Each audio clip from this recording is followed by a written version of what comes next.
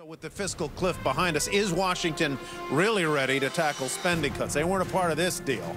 Andy Friedman is principal of the Washington Update and is one of the country's foremost experts on taxes and all things Washington. Andy, welcome back. You were dead on in your analysis of what was going to happen with the cliff. You said basically we were going to go over it probably for a little while. It seemed to me that this was an exercise in part on where the political leverage lay.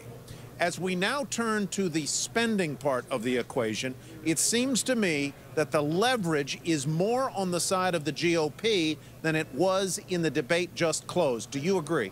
Absolutely. You stated it quite correctly, Tyler.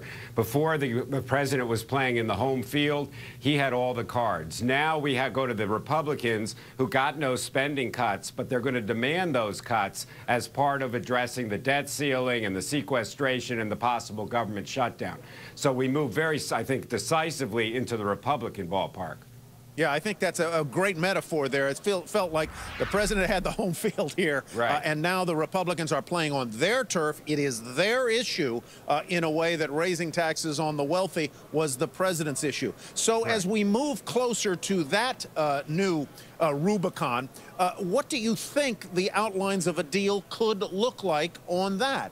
The president said on, I believe it was Monday, that hey, you got another thing coming if you don't think more revenues is going to be part of this. Well, it may be part of it, but I think it starts with the Republicans saying we're going to have to cut spending, and we're not going to be able to do it with discretionary spending. Republicans won't accept cuts in military spending. Democrats won't accept cuts in social programs, and that means that entitlements are on the table.